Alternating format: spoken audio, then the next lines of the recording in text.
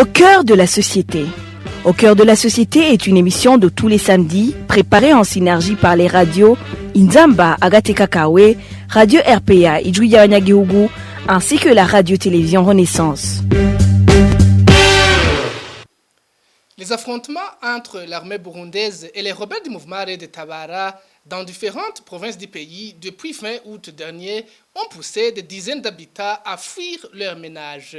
Ces affrontements ont emporté des vies humaines et ont été suivis par plusieurs arrestations des opposants politiques et d'autres personnes accusées de collaborer avec les rebelles. Quelle est donc la situation qui prévaut aujourd'hui dans les localités secouées par ces affrontements? Que dit la loi en ce qui concerne de la protection des civils en cas de guerre? Le magazine Au cœur de la société de ce samedi 9 octobre 2020 vous apporte les réponses à toutes ces questions. À la présentation, Thierry Biginindavi, bienvenue. Pour commencer, notre confrère Émile Nibasumba de la radio publique africaine revient sur le bilan des récents affrontements dans le pays. Plus de 50 personnes ont été tuées sur le territoire burundais durant les combats qui ont opposé les rebelles du mouvement Red Tabara aux forces régulières appuyées par les Imbonerakure depuis le 23 août dernier. Militaires, policiers, Imbonerakure, rebelles du mouvement Red Tabara et la population des localités concernées ont péri dans ces combats qui se sont déroulés dans les provinces de Bujumbura Rural, Rumonge, Bururi, Bubanza, Mwaro, Kayanza et Muramvya. Le gouverneur de la province Kayanza, Rémi Chichahayo, a accusé les rebelles de tuer la population civile. C'était au lendemain des combats signalés le 10 septembre dernier à Nyarumanga, une colline située dans la province Matongo. C'était à 20h30 où les marcheurs armés non encore identifiés venus de la Kidira ont pu pénétrer dans la commune de Matongo sur la colline Nyarumanga, sur la colline Nyarumanga aussi. Ils sont arrivés au centre de santé Nyarumanga, ont tué 6 personnes et une personne disparue. De son côté, Justine Noiri, porte-parole militaire du mouvement de résistance pour un état de droit Red Tabara, indique que le mouvement ne tue pas les civils. Nous savons parfaitement différencier les agents de la terreur du pouvoir CNDD, FDD, des citoyens. Red Tabara ne s'attaque et ne s'attaquera jamais à des citoyens innocents et à leurs biens. Quoi qu'il en soit, la population civile a été emportée par ces combats dans certaines localités. Certains habitants ne passent plus la nuit dans leurs ménages. Quel est donc le climat qui règne aujourd'hui dans les localités qui ont été la cible de différentes attaques? Suivez certains habitants de ces provinces. Ils ont été contactés par Bertrand Gedakuriyo de la radio Inzamba. Depuis le début des attaques des rebelles du mouvement Red Tabara au Burundi, ici chez nous, à Chibitoke, nous ne passons plus la nuit tranquillement. Nous sommes contraints à faire des rondes nocturnes. Même les dirigeants ont peur. Nous le remarquons quand ces autorités viennent nous rendre visite. Elles sont entourées de beaucoup de véhicules militaires. Ubu ino hari ubwoba burengeye, hari ubwoba bwinshi cyane kuko dufise ibihuha yuko. Ici, dans la localité de Kiganza, zone Maramvya, commune Burambi, nous avons très peur parce qu'on nous dit qu'on a amené ici 12 fusils pour les donner aux Imbonerakure venus d'autres localités. Selon ces informations, ces Imbonerakure n'attendent que le signal pour attaquer les opposants au parti CNDD-FDD. Ils nous accusent de cacher les rebelles dans nos ménages. Twebwe ngo nitwe tubagaburira tukongera tukababika n'ubu ngo niho bakiri ngo nitwe tubabika.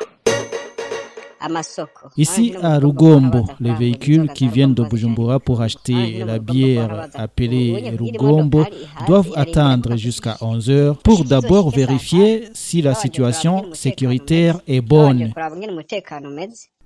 Les mécanismes régionaux et internationaux sur la protection des civils dans les temps de guerre sont clairs. Les explications avec Maître Gustave Nyonzima. C'est via les instruments internationaux ratifiés par même la République du Burundi. Il y a la Convention de Genève de 1948 sur ce qu'on appelle Jus in bello et Jus bellum, le droit de la guerre. Et cette convention de 1948 revêt 4 parties. Et au niveau de la 4e partie, il y a ce qu'on appelle la protection des civils en cas de guerre. Et on voit actuellement que cette protection n'est pas du tout favorisée par les belligérants. Normalement, tous les civils devaient être écartés, devaient être protégés par les 2 parties. Mais afin qu'il n'y ait plus de dégâts collatéraux à l'endroit de ces civils, qui sont innocents, qui sont neutres par rapport au conflit. Mais contre toute attente, on voit qu'il y a certains civils qui sont appréhendés, étiquetés d'être dommages avec les rebelles, alors qu'il n'y a pas de preuves. On ne les présente même pas devant le tribunal pour qu'ils soient jugés parce qu'ils doivent avoir la présomption d'innocence jusqu'à ce que leur culpabilité est déterminée. Mais certains combattants qui se réclament d'être des combattants de la liberté ou des rebelles, lorsqu'ils sont appréhendés, alors qu'ils ne présentent aucun signe d'agressivité, normalement, ils devaient être traités avec dignité humaine.